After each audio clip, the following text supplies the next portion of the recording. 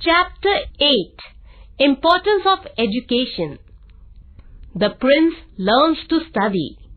Once upon a time, a prince named Ryan Singh lived with his parents in the city of Jaipur. He disliked studies. He enjoyed playing games all the time. His father tried a lot to explain to him the importance of education, but he would not listen to him. His father announced a reward of 100 gold coins to anyone who could educate his son. Many tutors came to teach him, but they all failed. The prince had an old servant who looked after him. The servant had a son named Rohan who looked after the pigeons of the king. One day, Rohan told the king that he would like to teach the prince. The king agreed, as even the prince was very fond of Rohan. For a few days, Rohan did not teach the prince anything. The prince just helped Rohan to look after the royal pigeons. Rohan taught the prince how to feed and train the pigeons. The prince was enjoying it all. One day, the prince asked, "Rohan, how many pigeons do we have?"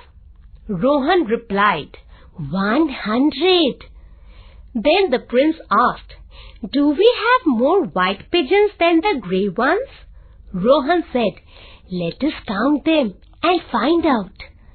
This is how Rohan taught him counting. The prince then told him there were 40 grey and 60 white pigeons. Rohan suggested, "Why don't we name each one of them?" The prince gladly agreed. Rohan then chose names that began with a vowel for the grey pigeons and names that began with a consonant for the white ones. The prince thus learned all the names. Then Rohan said, "Let us make a list of the names of all the pigeons for the king." Gradually, the prince learned to write. The king was very glad to see the list of names that his son had written.